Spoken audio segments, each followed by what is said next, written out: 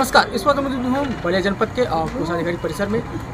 आज यह परिसर जो है जिस तरीके से एक विकास का रूप ले चुका है, आज इस परिसर में जो है कि आनंद उपवन जिस तरीके से बनाया जा रहा है, आप आनंद उपवन को जिस तरीके से सजाने की कोशिश की जा रही है, इसमें तमाम तरीके के जो वृक्ष लगाए जा रहे हैं। और इस परिसर में जो ऐतिहासिक एक कुआं है जो 100 वर्षों से पहले इसका निर्माण हुआ था, लगभग कई दशकों से यह बंद पड़ा हुआ था, इसमें मलबे पड़े हुए थे, उसको एक ऐतिहासिक रूप दिया जा रहा है, उसको बनाया जा रहा है, उसको निर्माण किया जा रहा है। अब यह जो जगह है पूरे जनपद के लिए एक प्रेरणा का स्रोत बनते जा रहा है। तमाम जो है वृक्ष यहाँ पर लगे हुए हैं और आज हमारे साथ यहाँ पर शिक्षाविद पर्यावरण के हैं। आपसे जानना चाहेंगे कि आज के समय में जिस तरीके से ग्लोबल वार्मिंग जो है कि चल रही है, जिसको लेकर के तमाम पेड़ जो है कट रहे हैं और तमाम जो 20 वर्ष 25 वर्ष पुराने जो पेड़ कट रहे हैं, जिसकी वजह से हमारा जो पर्यावरण है वो कहीं ना कहीं हीट वेव के चपेट में आ रहा है, कहीं ना कहीं पर्यावरण जो है जिसकी वजह से तमाम परेशानियों को उत्पन्न हो रही है, उसको लेकर के आप पर्यावरणविद है तो क्या कहना चाहेंगे? ऐसा है, देखिए, जो ग्लोबल वार्मिंग की समस्या है तो वैश्विक समस्या है, लेकिन उसका प्रभाव हमारे बलिया परिक्षेत्र पर भी पड़ता है, पूरी उत्तर प्रदेश में पड़ता है। और सबसे बड़ी बात है कि बलिया परिक्षेत्र पे ग्लोबल वार्मिंग प्रभाव इसलिए अधिक पड़ता है कि ये वन शून्य क्षेत्र है, प्राकृतिक वनस्पति शून्य है एकदम। जो मानव द्वारा रोपित हमारे बगीचे पेड़ पौधे भी कट गए, उनकी मात्रा मात्र 1% उससे भी कम है। अब सोचिए, जहाँ 33% भूमि पर वनों का विस्तार होना चाहिए, वहाँ 1% भूमि पर अगर रोपित पौधे सिर्फ हैं तो तपन तो होना ही है। और जहाँ तक नगर का सवाल है, नगर तो आजकल हीट स्पॉट होते जा रहे हैं, ऊँची ऊँची बिल्डिंगें बनते जा रही है, कंक्रीट के जंगल उसको हम लोग कहते हैं। बलिया में 2 तरफ से 3 तरफ से नदियाँ बहती हैं, ताल तलैये हैं, इसकी वजह से थोड़ी अभी राहत है। हम आप अभी भी देखते हैं बिजली कटती है तो हम लोग उतने बेचैन नहीं होते जितने बड़े बड़े शहरों के लोग बेचैन होते हैं। लेकिन अगर यही स्थिति बनी रही, हम वनों के प्रति, वृक्षों के प्रति अगर ध्यान नहीं दिए तो स्थिति ऐसी आएगी कि हम तड़प तड़प के मरेंगे। क्यों? क्योंकि इतना फिर वैश्विक तापन होगा, उसकी वजह से इतना जलवायु परिवर्तन होगा। जलवायु परिवर्तन की वजह से ऐसी स्थिति आती है कि जो भी मौसम होता है चरम पे हो जाता है। अगर गर्मी पड़ेगी तो चरम पे पड़ेगी, बर्दाश्त करने से बाहर हो जाएगी। बारिश होगी तो चरम पे होगी, बाढ़ आ जाएगी। सूखा होगा तो चरम पे होगा, सब कुछ जल जाएगा। ये चरम पे होता है, इसी यही जलवायु परिवर्तन का लक्षण है। तो स्थिति अब धीरे धीरे पूरे देश, विश्व का, पूरे अपने देश में, बल्कि बलिया परिक्षेत्र में भी हो रहा है। अब इसका एकमात्र उपाय इन सबसे बचने का वृक्षारोपण करना। सरकारी तौर पर वृक्षारोपण हो रहे हैं, लेकिन किस रूप में हम आप सभी जानते हैं, 10% वृक्ष भी नहीं बचते हैं। जियो टैगिंग भी होती है, सब कुछ होता है, लेकिन अगले साल फिर वही गड्ढे, उसी गड्ढे में फिर रोपे जाते हैं। खेल अपना चालू होता है, मुझे कहने में कोई संकोच नहीं है। तो इसके लिए जन जागरूकता आवश्यक है। और जन जागरूकता कैसे हो? व्यक्तिगत स्तर पे। ऐसा नहीं बहुत बड़ा मुहिम चला लें, ऐसा कुछ नहीं है। उसके लिए नुक्कड़ नाटक किया जा सकता है, छोटे छोटे जनसभाएँ किए जा सकती है, कॉलेजों में वक्तव्य सेमिनार किए जा सकते हैं। कॉलेजों का अगर हम पकड़ लें, छोटे छोटे स्कूलों को पकड़ कर अगर हम गोष्ठियाँ करें तो छोटे बच्चे बड़े जागरूक होते हैं, अपने माँ बाप से जा करके कहें कि आपको ऐसा करना है। और उसके लिए क्या करना होगा? हमारे 16 संस्कार बताए गए हैं हमारे संस्कारों में। 16 जन्म से लेकर मृत्यु तक हमारे 16 संस्कार हैं। अगर हम अपने जीवन में सिर्फ 16 संस्कारों पर एक पेड़ लगाएं, एक व्यक्ति अपने जीवन में 16 पेड़ लगा सकता है। और इस मुहिम को अगर हम लोग चलें तो बहुत बड़ा काम हम बलिया क्षेत्र में कर सकते हैं। जैसे जन्म के समय त्योहार मनाते हैं, हम केक काटते हैं, फिर जन्मोत्सव मनाते हैं। केक काटें आप, लेकिन एक वृक्ष उस बच्चे के नाम पे लगा दीजिए, ठीक है? फिर जनेऊ संस्कार होता है, मुंडन संस्कार होता है, प्रत्येक संस्कार में एक वृक्ष आप लगाते न जाइए। हम आजकल फैशन चल गया है, देख रहे हैं कि शादी विवाहों में तमाम रस्म हो रहे हैं, उन सारे रस्मों को कीजिए, हम नहीं मना करें कीजिए, लेकिन उन रस्मों पर एक वृक्ष आप लगाते जाइए।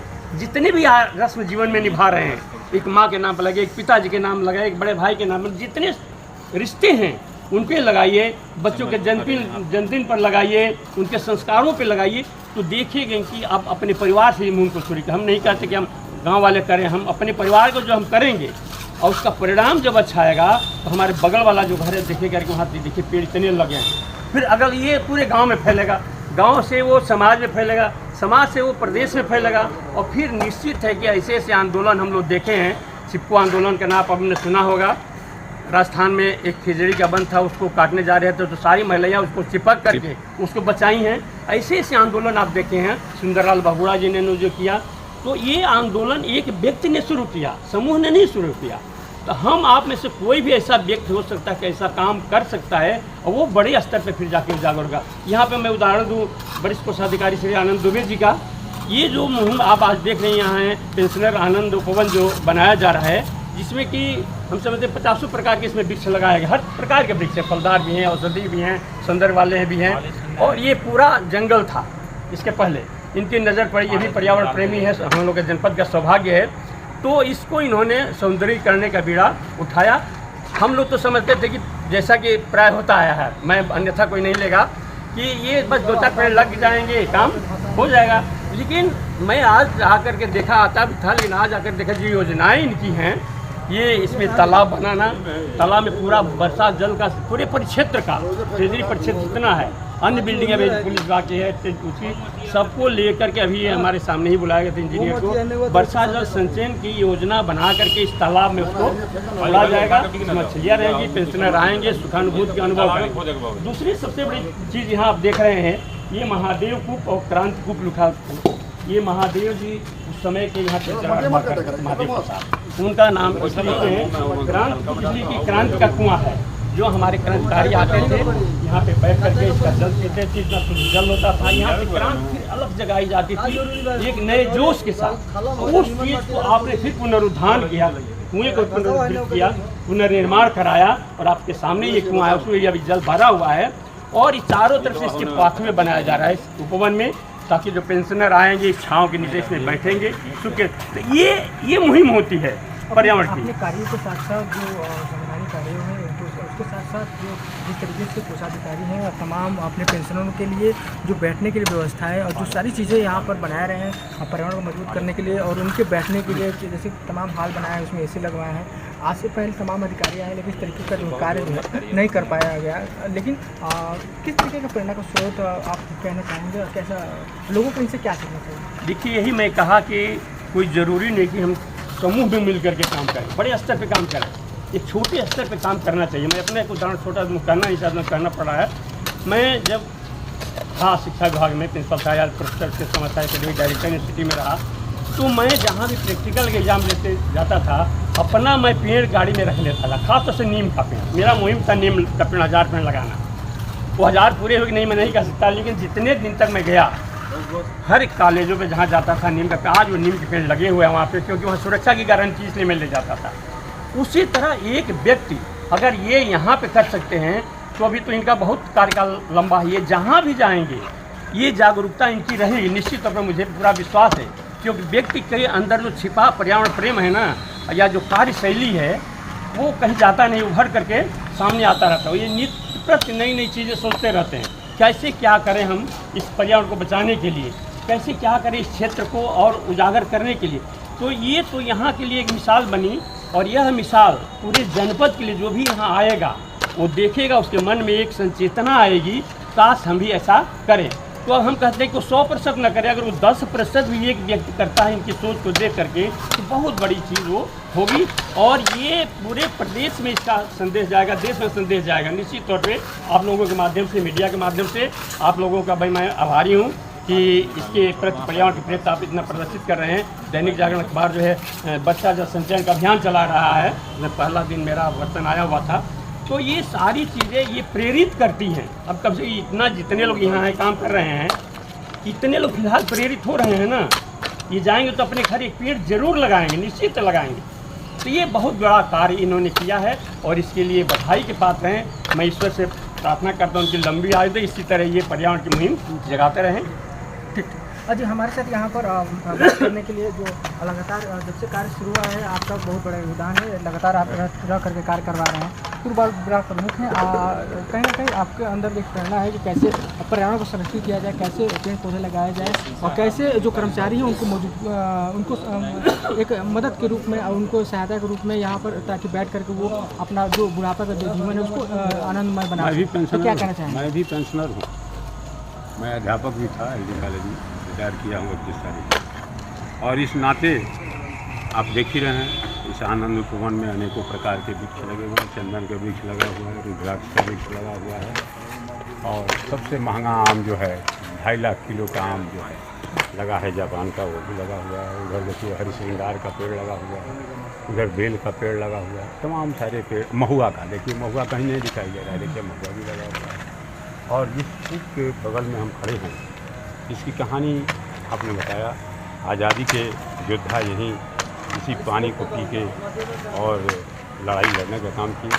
अब पहले कुछ भी होता था, आज ना नल हो गया है, चापाकल हो गया है तमाम, लेकिन पहले जो भी लड़ाई हमारे लड़े कहाँ, नदी के किनारे, तालाबों के किनारे रुक जाते थे, वहीं छिप जाते थे अंग्रेज़ों के डर से। यहाँ भी यह काम जो ट्रेजरार थे महादेव प्रसाद, उनके द्वारा ये करवाई हुई।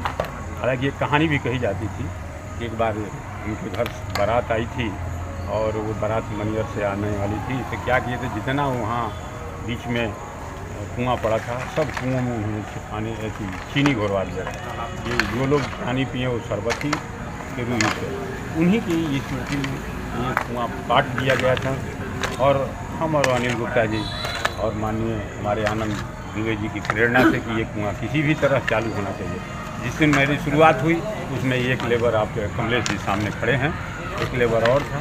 ये सब लगातार हम लोग 21 दिन उस धूप में, कड़ी धूप की मेहनत में, रोज़ भीतर घुसना, रोज़ निकालना। यहाँ 21-22 सेक्टर मलबा, जिसका उदाहरण ये मलबा दिखाई दे रहा है आपको, इसमें पत्तल था, घड़ा था, हमारे कोई ऐसा चीज़ नहीं था जो इसे काट न दिया गया हो, कोई छोड़ा नहीं था, इसको एकदम भर दिया था। मैं पहले उसको आग लगा कर ऊपर से नहीं था।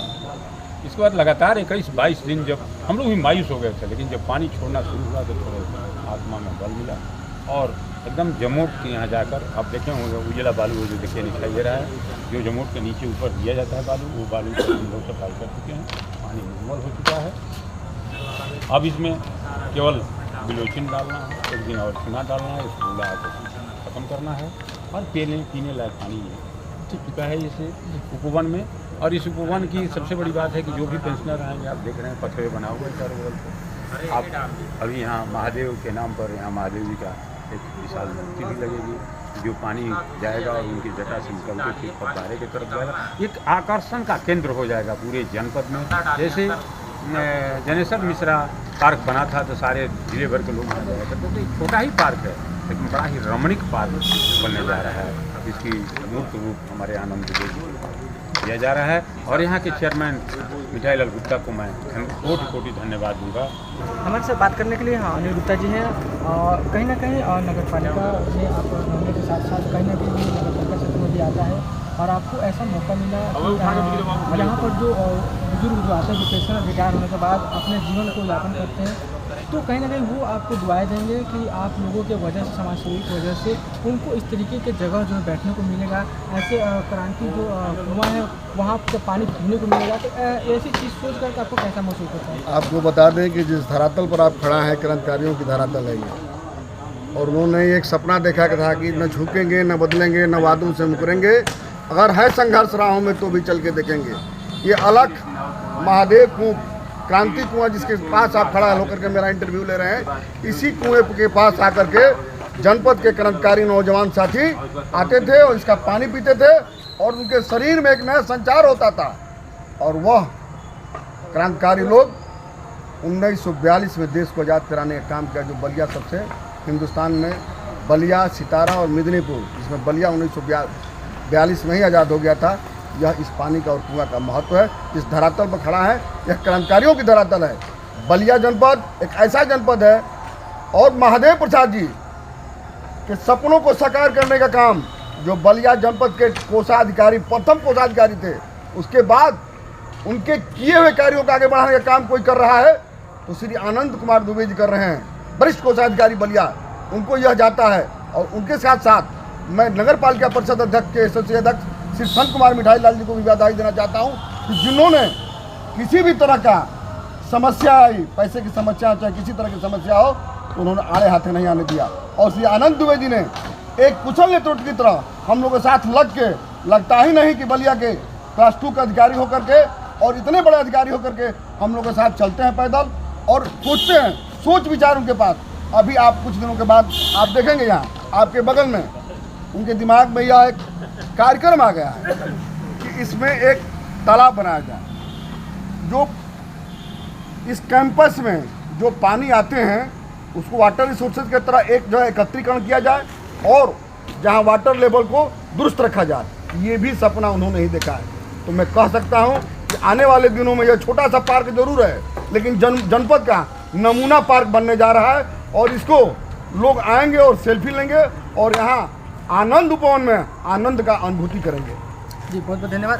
अब हम बात करेंगे जो यहाँ के डिजिटल नेतृत्व के कारण जो है कि ये जो पूरा परिसर जो है आज धीरे धीरे अपने विकास के अग्रसर में है और तमाम जो चीज़ें हैं यहाँ पर बदलती हुई नजर आ रही है। जो कभी यहाँ पर न खड़े होने के लायक था, न कहीं बैठने के लायक था, न कहीं भी यहाँ पर कुछ भी देखने लायक नहीं था, लेकिन आज जो है एक प्रेरणा का स्रोत धीरे धीरे बनता जा रहा है। आज यहाँ पर जो लोग आ रहे हैं वो देख के एक प्रेरणा ले रहे हैं कि कैसे एक अधिकारी होने के नाते आप जीवन में आप जन्म लिए हैं तो अपने आप को उस लायक बनाए कि कैसे लोग आपसे प्रेरणा ले सके।